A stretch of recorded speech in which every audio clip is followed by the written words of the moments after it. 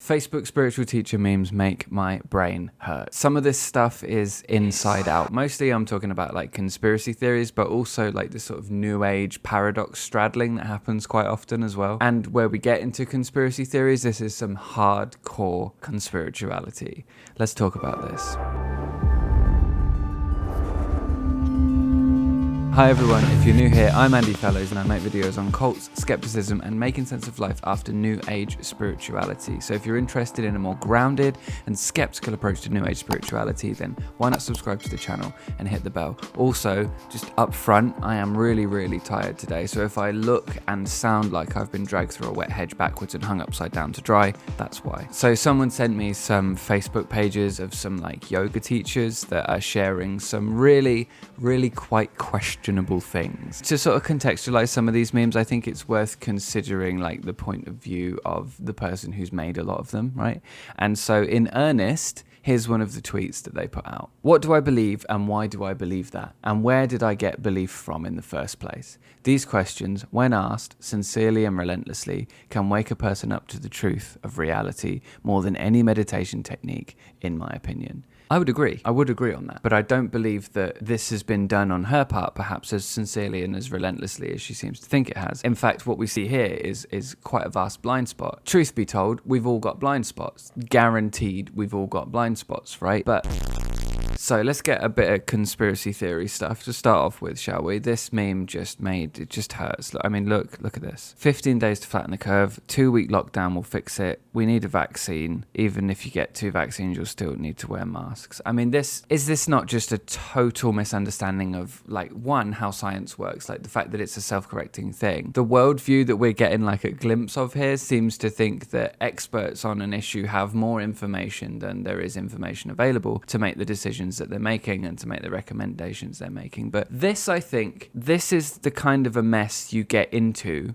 with your truth seeking when you insist that everything is planned. It really shows the flaws in that way of thinking, I think. Bear in mind, these things are being shared by spiritual people who are intending to try to make the world a better place through the work that they're doing. Bear that in mind, because the tone of some of these is, you'll see what I mean. Just let's look at the next one.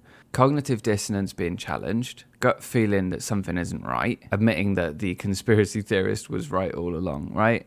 Now, I would be like, how have you come to this conclusion? Oh, how did you arrive here? But we know how they arrived here. We know exactly how they arrived here. When you're used to like reframing events to fit into a narrative that like you insist is true, then anything is proof of what you believe when you stare at it for long enough. It's called Occam's Eraser. That's what we'll call it. Oh, by the way, you should definitely follow me on Instagram. I've been putting up these little sort of slide graphic things over there with a little sort of the same kind of content that I'm covering on the channel, you know, just in Instagram format. So if you want a little bit more from that, a little bit more from me, I'm doing stories pretty much every day, then check out the Instagram, make sure you follow me on there. And this next one's where we get into this sort of new age paradox straddling, where they sort of sit on this fence and then they're like, this is such a universal truth, so powerful, wow. And it's like, no, you just believe nothing. Like, that's none of this is real. Everything I do matters. Oh no, face sweat. Right? Now, I know that like the utility of a belief is probably something that a lot of the people that believe in this kind of stuff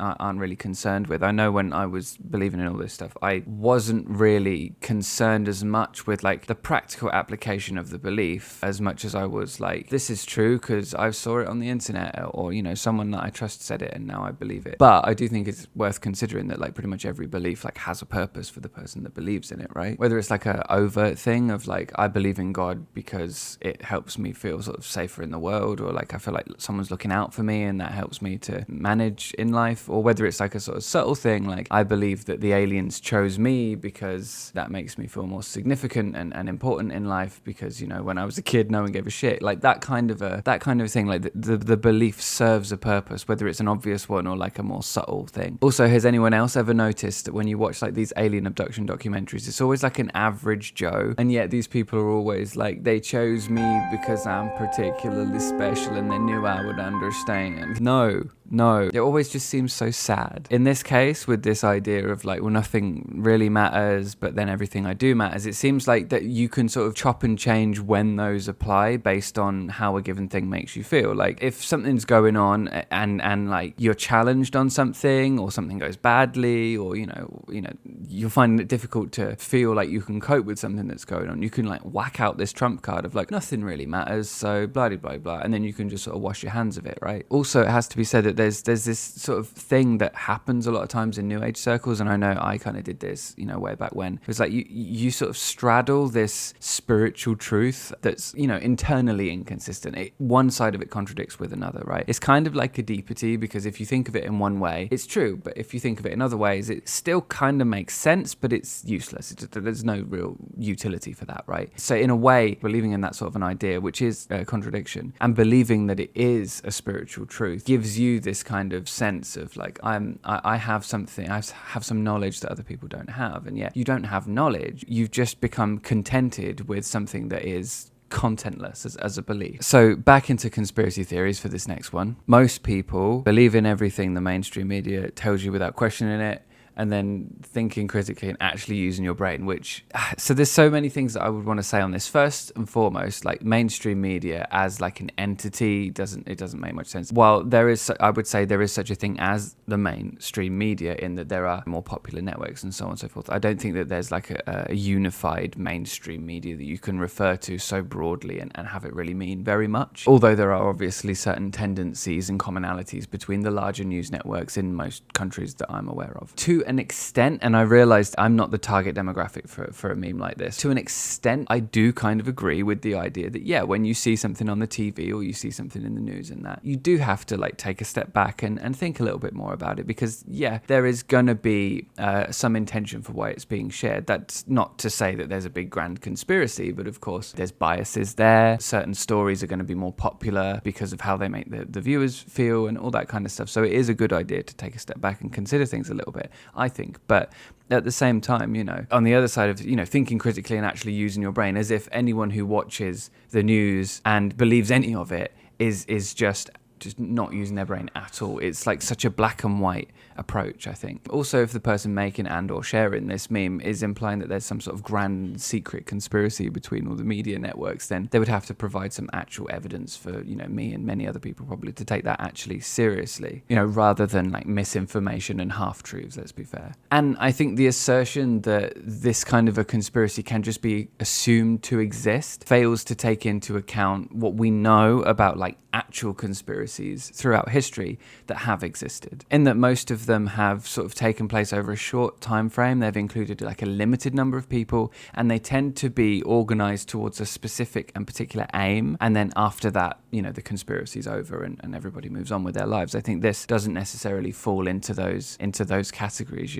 Does that necessarily mean that a widespread nebulously purposed conspiracy can't exist? No, it doesn't. Of course it could exist, but I do think that if you are going to insist that this kind of a grand conspiracy does exist, then you need to be able to provide an explanation for the other things that are accounted for with, I would say, more reasonable explanations that require less leaps of faith, Otherwise, again, you're falling into that Occam's eraser territory, right? Which is different from Occam's razor. Occam's razor is to take more seriously the conclusion that requires less leaps of faith, whereas Occam's eraser just erases everything that doesn't line up with your idea, and then you can just take as many leaps of faith as you want. And continuing with the theme of I know better than everybody is this next meme, and I had to go onto Telegram to find this one, and that such a revolting place. Like I was just on there, and it's like I spent probably an hour like on there, like looking through stuff and like reading through things and trying to make sense of what was on there, and my brain is still recovering. Like I did that last night. I've slept since then, clearly not enough, but like no, it hurts. So much of the stuff on there was just inside out garbage, like indefensibly inside out garbage, and this is one of them. Yes, all of you are wrong. I mean, the sheer arrogance of that. Again, to an extent, just because a lot of people believe something doesn't mean it's right. But I think you need like good reasons to insist that you're the only one that has the right answer. Do you know what I mean? Like, I feel like with this kind of a thing, it's coming out of this like sheer sense of like, yeah, I know what's going on in the world better than you, because I've watched like 2 YouTube videos about 100 times, and well, they really convinced me. So definitely, I know how the world works. If you're enjoying this video as we're going through it, by the way, please hit the like button. In reading a lot of the stuff on their Telegram, I can really see why like someone would get red pilled on this. Not to say that it's like true necessarily, but it's just the way that it's put. It's like walls of text, gish gallop, gish gallop, gish gallop the whole time, right? Us versus them rhetoric, very black and white thinking. And then it sort of uses humor in a similar way to like JP Sears. It seems like using humor to divide like the right way of thinking from the wrong way of thinking, which again, I guess that's memes in general. That's really the way that memes have developed and how they've become like an influential force in like our online culture. Like that whole "a picture says 1,000 words" thing, right? You can communicate a lot of information in a very short space of time. And I think that if you're like hearing a lot of this information that you're seeing on like their Telegram or whatever for the first time, then you come up against a really big problem with information processing and like how humans are, right? I think the first time you come across information, that really does change the way you think about that information. Like if you see a piece of total bullshit information in a favorable light the first time you see it, you're more likely then to see that favorably after the fact. Even if you later find out that it's nonsense, you're probably going to be more reluctant to accept that it's nonsense. It's just unfortunately how things go. And I think a lot of times when you're someone on the internet and you have like that feeling of like, oh, I'm not very happy about this or that in society or whatever, you know, I've talked before about like how frustrated people seem to be more prone to joining up in mass movements and you know, believe in the kind of thing that we've looked at in this video. I think when you're that kind of person and you're just on the internet and you find stuff, you know, it's going on about cultural Marxism and replacement and all that kind of stuff, and you're a person who feels, you know, you don't feel represented in society, or you feel like conversations are more and more leaning towards not considering your point of view, there's going to be that sort of reactionary urge to kick back. And I think that if you're scrolling through something like Telegram, you know, this particular Telegram channel, is it a channel? Is that what they're called? But yeah, if you're the kind of person that feels that way and you're scrolling through something like this, it's going to hook in, right, to a lot of stuff that's going on for you. So I feel like when you're coming across this kind of information, the best thing you can do, unless you understand more about the culture that it's coming from, the ideologies that it's coming from, the kind of groups of people that are invested in these kinds of ideas, it's probably best to like take a step back and study that first, you know. And there's a number of great books that I've read relatively recently about this kind of stuff that I'll recommend to you as well. I'll put them in the description below, that are well worth a read, just sort of especially on this kind of like alt-right conspiratorial sort of vein of existence. But what I'm saying is, when you see how these kinds of ideas that we've looked at in this video fit into other more dangerous actions, it's more concerning. And when you're on something like this Telegram channel or whatever, you see it differently. You recognize certain red flags more quickly. And I think another thing as well is, if you are reading this stuff, and even if you are already aware of how a lot of this stuff sort of fits together into very flawed and very inside out conspiratorial way of seeing things, then even then you need to be able to like take a step back and fact check every single claim that's being made there. Because the second you take one of these claims as read, you take like one step more down the rabbit hole. Just remember that the journey down the rabbit hole is a journey of single steps taken one at a time. And each time you accept something that's on like this kind of a site or whatever, you take one more step down that rabbit hole until eventually your brain gets overwhelmed by all the information. The cognitive dissonance kicks in about how it all kind of fits into the world that you've grown up in, right? And then there's a moment where your brain has to address that dissonance, and either it's going to disregard everything that it's read already, or it's going to turn around and decide that all this new stuff it's reading is true and it is real, and the stuff you knew before is bullshit. So at that point, it's like you hit a ledge, you catch your foot on like a root or something, and you just tumble down the rabbit hole. But we cannot overlook the fact that the same person that shared, I believe, pretty much all of the memes that I've shared with you in this video also shared this gem on the 6th of January.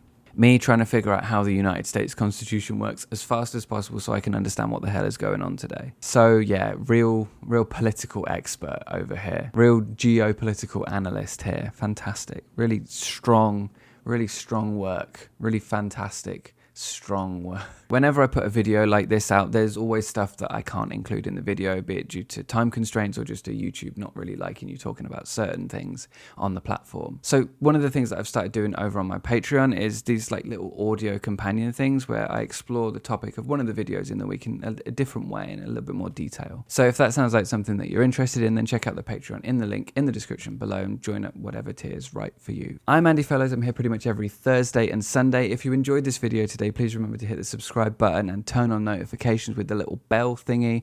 Otherwise, please be kind and ask good questions, and I'll see you in the next one.